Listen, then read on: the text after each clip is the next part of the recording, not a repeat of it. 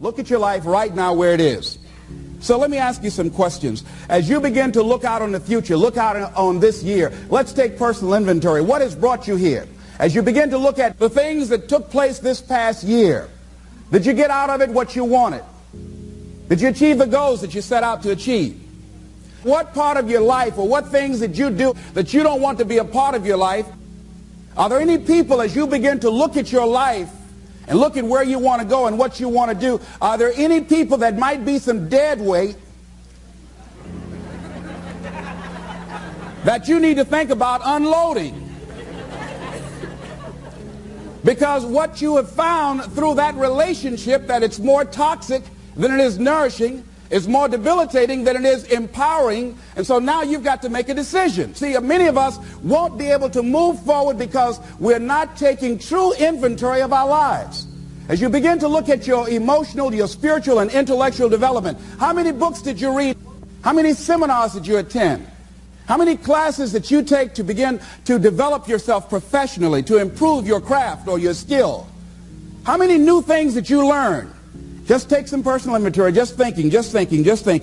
Beginning to know yourself. What are the things about your past that has influenced you right now? What's your philosophy of life? What are your beliefs, things that you feel very strongly about? What are some of the things that you have picked up along the way that you've been doing them for so long you think that they're you, that you need to begin to re-examine them and perhaps get them out of your life? See, a lot of things we're doing, we do unconsciously because we picked it up somewhere in life. A friend of mine out of Chicago named Rhea Steele, I was at her house to have dinner, and Rhea, who was born in Chicago, has a tremendous southern drawl.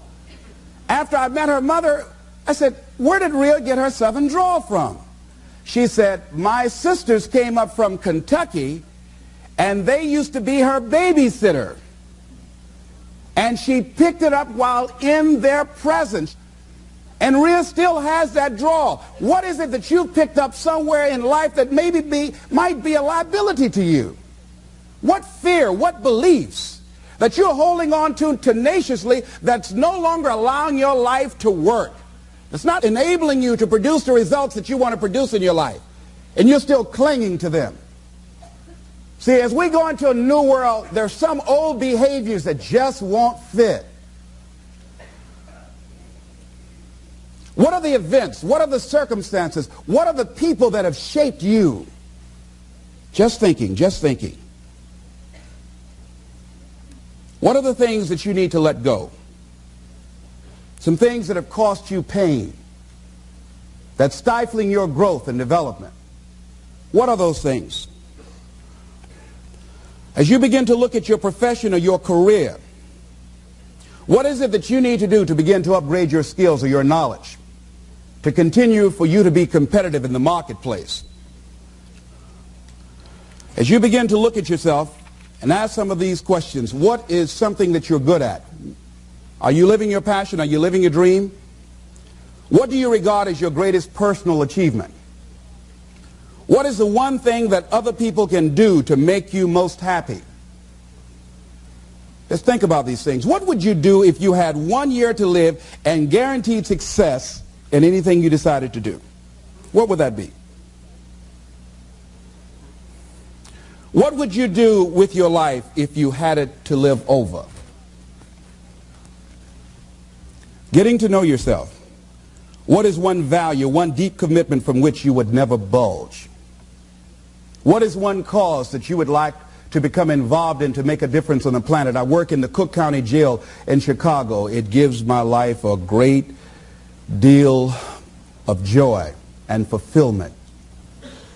Have you found something like that in your life that you could enjoy doing, working with people? I have a friend that's working with physically handicapped people. She said it's been the most rewarding experience she's ever had. She used to be a constantly depressed individual, always feeling sorry for herself. It has changed her life. She's a grateful person. She's found something that she's lost herself in. What is your biggest setback, failure, or defeat of the past year? What is it about you, if somebody really knew, they wouldn't get into a relationship with you?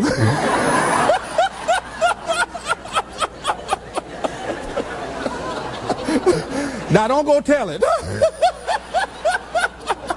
But once you acknowledge what that is, then start working on it and changing it. Change that. It's easy to blame the other person, but start taking ownership for where you are. Are you proud of how you have been living your life? Have you explored your natural talents, your gifts, by enthusiastically trying a variety of activities? Ladies and gentlemen, a lot of us have so much talent and abilities, we just put them back on the back burner or just left them aside someplace. Never did anything with them, never brought them out here. Used to do them extremely well in high school or college, or just had a natural gift and never did anything with it. What are you sitting on? What gifts are you sitting on? Have you resigned yourself to a life feeling that nothing can be done to change your future or your circumstances? Have you been afraid to try something different because you're afraid of how people will react to you or what they will think? Those are some of the things that I suggest that you begin to answer yourself. Now, here are some things that I suggest that you begin to look at working on to develop your character. Some things that will give you some personal strength. Webster says character building activities. He says character, the pattern of behavior or personality found in an individual or group. Moral strength, self-discipline, fortitude. That's what's going to be required in order to begin to manifest your greatness. Now, looking at yourself, one of the things I'm suggesting you look at, what is it that you need to be in the process of doing more of or less of? Like being more direct. So I used to have a problem of not telling people what I actually thought because I didn't want to hurt anybody's feelings. Saying no without feeling guilty. More focused. So I used to be the jack of all trades and master of none. Used to do a lot of things. One year I decided to do one thing well. I looked at all of my talents and I decided the strongest one, my ability as a speaker, that's the one I'm going to focus on. But I'm capable of doing a lot of other things. But only when I decided to focus that I begin to reap the rewards of my talent. And then after you do that, you can begin to expand and use the other talents that you have. Deciding to keep your word. If you just decide, I'm going to keep my word. If I say something, I'm going to do it regardless. Being more considerate. More trusting, more disciplined, being less fearful, being more adventurous. Find something that you can look at your life that you say, hey, I know I've got a problem in this area, being late. I need to take care of that. Procrastinating, I need to deal with that. Not taking care of business, being seriously not serious. Creating an imbalance in my life where I'm spending more time looking at television or having social fun and not spending enough time working on me. See, most people, ladies and gentlemen, spend more time working on their jobs than they spend working on themselves. They work harder on their jobs than they work on themselves. And whatever we achieve in life, whatever we create, whatever we're able to manifest comes out of the human mind. Now, I want you to think about 5 things that if you had the courage to do them, it will give you a feeling of satisfaction and self-respect. Think of 5 things that if you had the courage to do those things, you would feel a tremendous feeling of satisfaction within and self-respect. Take the time to write those things down, whatever they might be to you. It might be in your personal life. It might be in your friendships, your family relationships. Might be in your business. I was negotiating with a friend of mine that I admire a great deal. And this person went back on their agreement. And I did not challenge them on it. Number 1, because of my admiration for her. Number 2, because I really wanted the business. And I think she sensed that. So I didn't want to seem too picky, and I was nervous about it. And I was cowardly. Because I should have said, listen, that's not what we agreed to. I should have called her on that. But I didn't want to look bad or to appear to be negative or risk losing the business. Look at 5 things that if you had the courage to do those things, that you would do those things. A lot of people say, well, I've been like this all my life. I just can't change. This is the way I am. Dr. Harold Griswold, a psychologist and author of Direct Decision Therapy, said something. He says, when someone says, I can't change, some part of them wants to change, but the payoffs for his present behavior are greater than the payoffs for a changed behavior, or his fear of change is too great. Ladies and gentlemen, it takes courage to live your dreams. It takes courage to manifest your greatness. It takes courage to decide to live, to decide to bring out all of your talents and abilities, to decide to stretch out, to decide to take a chance.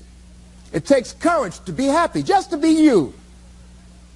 I saw a friend who I hadn't seen for a long time. Her whole personality has changed. She was an extroverted, assertive person, but because her husband has a fragile ego, when she's around him, she cows down to him. She plays to him. She's very silent. She doesn't express herself, her feelings. And there are many things she wants to do, but before she even makes a decision of what she wants to do, she checks. How will he handle this? How will he see this? Will this be disruptive in our relationship? A lot of us readjust our behavior and we end up not being who we really are in deference to relationships, men and women. Looking at the word courage, Webster says the attitude of facing and dealing with anything recognized as dangerous, difficult, or painful instead of withdrawing from it. As you begin to look at where you want to go and take personal inventory, it's going to be very uncomfortable. That's why most people don't do it. It's very painful to admit your shortcomings, to admit your weaknesses. It's very painful to do that. It's much easier to withdraw from that and just ignore it. He goes on to say the courage of one's convictions, the courage to do what one thinks is right. As you begin to look at yourself and look at where you want to go with your life, it's very important for you to ask yourself a question as you look at various areas of your life. Is what you are doing right now, is it giving you what you want? If it's not giving you what you want, it's going to take courage to decide to do something differently. It takes courage to enjoy yourself. What are some of the self-defeating behaviors that we become involved in that prevent most people from enjoying themselves? Some people develop the what's the use attitude. Why bother? Some people have the I really don't care. And they convince themselves that they don't care and they don't feel anything. And after a while, they really don't feel anything. Their lives are empty. Some people say, well, it's really not worth the hassle. Just too hard. It doesn't bother me anymore. The fact that I'm not living out my dream. The fact that I'm capable of doing more and I'm not doing it. The fact that I'm content but I'm not fulfilled. The fact that I'm not living my dream. Tom Rusk and Randy Reed in a book called I Want to Change But I Don't Know How said people go through life many times playing it safe. He says that's the secret hope, that they say to themselves, if I never let myself feel too good, maybe I'll never get hurt too badly. A lot of people don't ever do the things they're capable of doing because they allow themselves to go along with the crowd, following the crowd. Many people have things they want to do, and they find themselves in relationships with people who are addicted to mediocrity, and they allow their behavior to influence their behavior. Following the crowd. Many people don't do it because of the fact that they allow their lack of self-confidence to immobilize them. I remember when I wanted to go into business for years, that was an agonizing thought in my mind. I wouldn't try it because I didn't believe that I could make it. Of the 5 things that you would like to do if you had the courage to do, I want you to pick one thing. Pick one. And here's how to set it up for yourself that will help free you and get you unstuck. What is the worst thing that can happen if you do it? What's the worst thing that can happen? Let's say going into business for yourself, or changing careers, or getting a divorce, taking some kind of chance of something that you've always thought about doing, but You just haven't done it for whatever reason. What's the worst thing that can happen? Do the worst case scenario. Now, when you do the worst case scenario, you write those things down, the worst things that you fear would happen. When you name your fears, that puts you in control. What are you afraid of? Name it, write it out so you can look at it. Confront that fear. What is it? I'm afraid that things might work out. What else, Les? Well, I've never been in business, okay? What else, Les? Well, I don't have all the help I need, okay? Good. What else, Les? Well, I don't have enough money, all right? Good. What else, Les? Well, I don't have a college degree. What else? I'm not as good as those other guys that I've seen up there speaking, okay? What else? Well, that's all I can think of right now, okay? Good. Now, that takes you to the next step. What are the benefits? What are the benefits of your acting courageously, taking life on? Well, part of what happened was that I felt better within myself, and I had a strong sense of self-respect. Going into business for myself, I made a lot of mistakes. Sometimes I was down on myself. I felt stupid. I felt dumb because people who were in business said, why would you do something like that? Well, I didn't know. Boy, were you really dumb. And I used to chime in with them. Yes, I guess I was. I didn't know any better. But the other thing is, I had to say to myself, but I did it. I did, even if I made a flop of it, I did it. I took the chance. I took the leap. What are the benefits of your acting courageously? Whatever it is that you've identified. Write the benefits down. And then focus on them. Focus on the benefits. Not on the liabilities. Not on your fears. Focus on the benefits. That which you hold in consciousness tends to manifest itself. Think about how good you feel. Think about the level of increased self-respect, the sense of self-worth that you'll feel. How good you'll feel getting up in the morning, looking yourself in the mirror because you're taking life on. The other thing is acknowledge your fears and then go into action. This book is called Feel the Fear and Do It Anyway. That's it. See, I believe anybody who's ever done anything, who's ever taken a chance, doesn't mean that they're not afraid. Courageous does not mean being the absence of fear. I think that being courageous is willing to do it because that's what you feel, and you're going to do it anyhow, regardless. So you're not going to be immobilized by your fears or your doubts. You admit, okay, I'm scared to death. Now, okay, what is it that I must choose to do? Go ahead and experience that fear, but don't let that fear immobilize you. In what you've done with your life thus far, is it giving you what you want?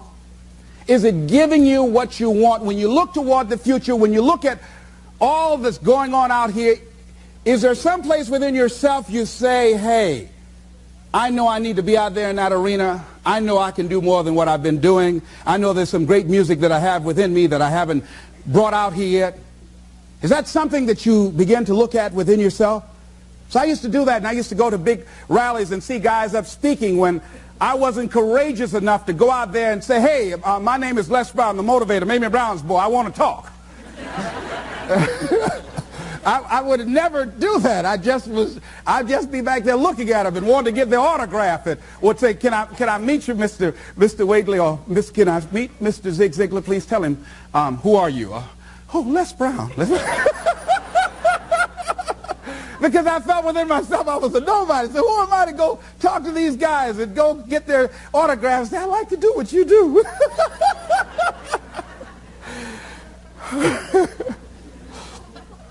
See, I say if you look at your life, and if you're not getting what you want, you owe it to yourself to do something differently. If you're on a job, 85%, they say, of Americans go to jobs that they're unhappy. If you're doing something 8 hours a day that you don't like, it's not giving you what you want, it's not giving you a strong feeling of satisfaction and fulfillment, you're miserable, you hate to go there, you're depressed just thinking about it, you sing the Thank God It's Friday song every week, it's giving you headaches, just thinking about it on Sunday afternoon after the football game goes off. If that's what it is, you owe it to yourself to start strategically working to change directions. See, but you know what most people will do? Most people will resist change. Most people will fight change as if change would be worse than what they're experiencing. See, they know this. They're familiar with this. Most people will not challenge the unknown. They won't just step out there. See, there's certain things that's got to be in place. They got to see it all together. And life isn't like that. That's not how you grow. So as you look at your life, you're saying, I'm not getting what I want. As you begin to look toward the future, begin to know that whatever it takes for you to create that, you've got that in you. You've got that. You've got genius in you. You've got goodness in you. You've got creativeness in you. If you decide to take the initiative to change the current quality of your life, I say to you that you will find that the universe is on your side. That life is on your side. Now, will it be turbulent? Yes. Will it be easy? No, no. Will you have some opposition? Yes. Will I make a lot of mistakes? Yes. Will I get hurt? Yes. Yes. See, a lot of people won't try anything different in life because they don't want to get hurt. Let me tell you something. It's too much pain to duck. Pain is everywhere. You can hide under here. It will come where you are. Really, if I go back here, pain will come. Hey, Les, come on out. It will come. It's everywhere. Viktor Frankl calls it unavoidable suffering. You can't duck it. But most people spend their life not wanting to deal with the pain of rejection, the pain of defeat, the pain of being disappointed, the pain of losing, the pain of failure, the pain of being criticized, the pain of not being liked, the pain. That's called life. Life is full of pain. It's everywhere. But guess what? There's no gain without pain. Now, if you're going to hurt anyhow, get some yardage out of it.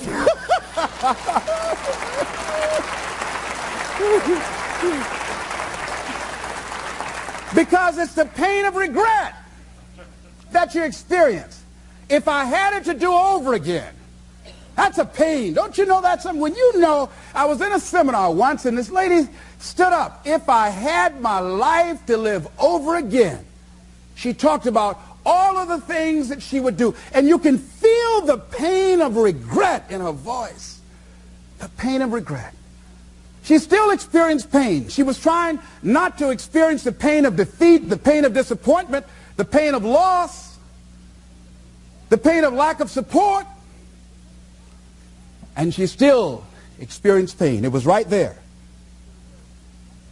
We can't get around it.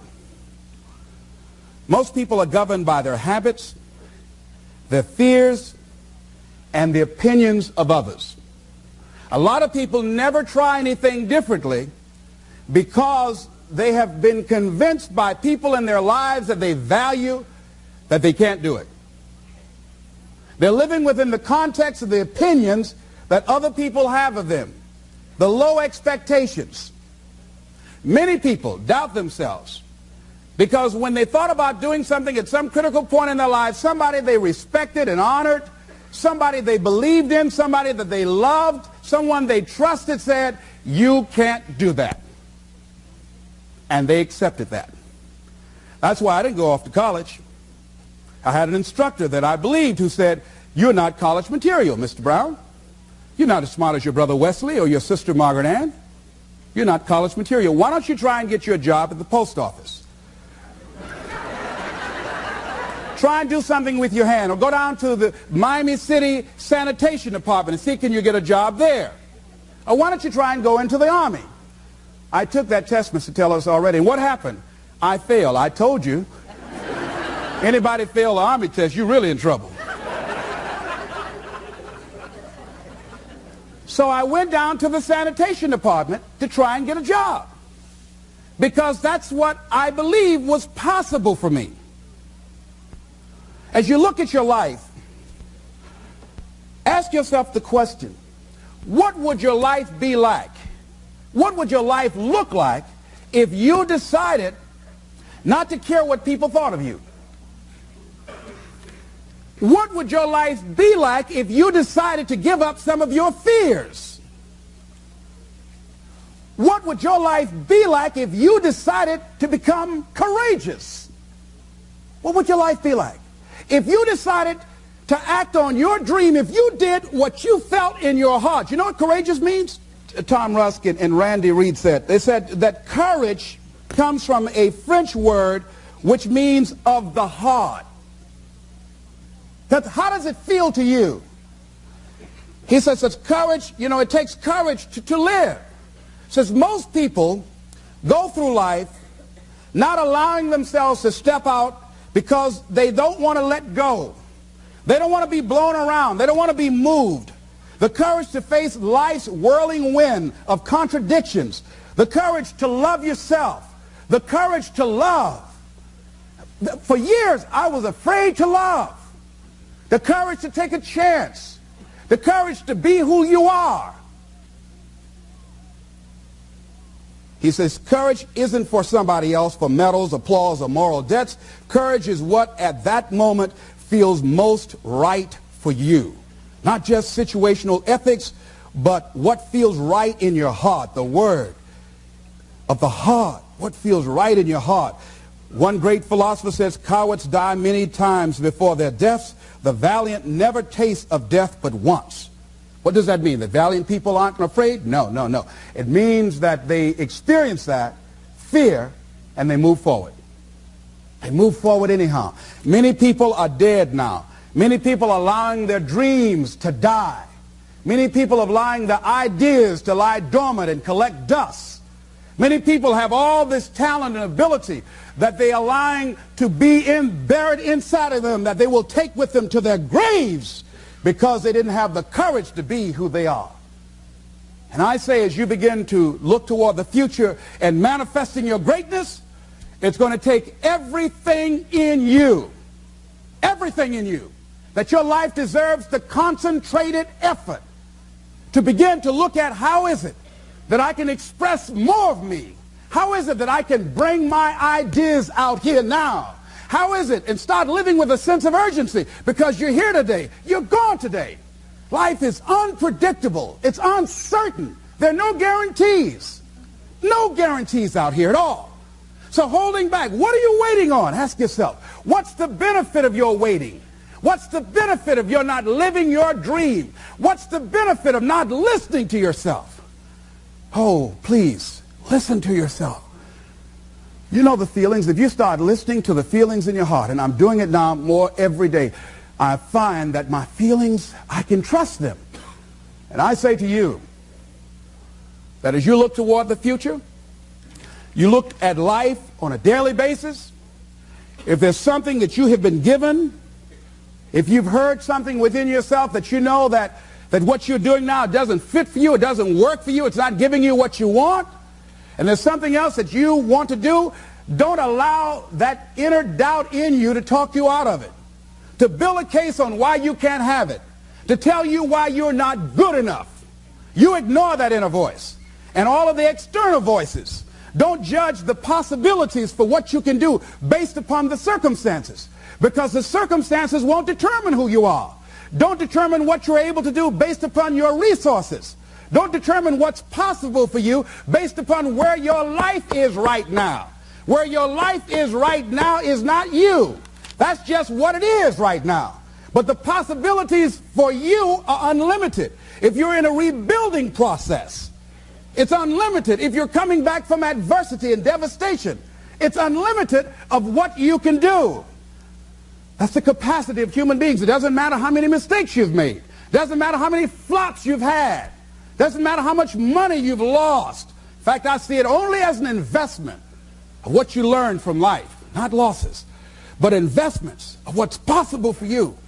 And I say to you that once you start listening to yourself, and as you begin to act on your dream, as you start just trying to find your way, doing what you can with what you have, you will start seeing things opening up for you. You'll start attracting people. You say, where'd they come from?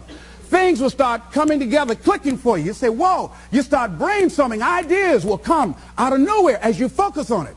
The key to it is to begin to focus on what it is you want to do. Why, Les? Why is that important? Because as you focus on that which you want to do, that which we focus on, that which we give our energy to, it will begin to multiply. It will begin to expand. It will begin to develop your consciousness. And out of that comes your greatness. Out of that comes a commitment. Out of that comes a passion for life. Out of that comes a special power that you have in you that you haven't even called on yet. See, the powers that we have will never reveal themselves if we don't challenge them, if we don't put ourselves in a position where we have to use them. So one of the most important things is reading a book that's a really interesting book called Instant Millionaire, and the guy said, put yourself in a position where you can't retreat, where it's do or die, sink or swim. Here's what you'll find out. You'll develop incredible swimming skills. Or swallow half the pool of life. You'll find yourself stroking unlike you've ever seen before. Through the inspiration of desperation, you'll become more creative than ever before. So what is it? How do we handle that whole piece? Throw your whole self into it. See, most people go at it tentatively. They don't give all their stuff. They don't concentrate. They don't put everything they've got in them. One guy wrote a book called All You Can Do Is All You Can Do. And all you can do is enough. But he said, make sure you do all you can do.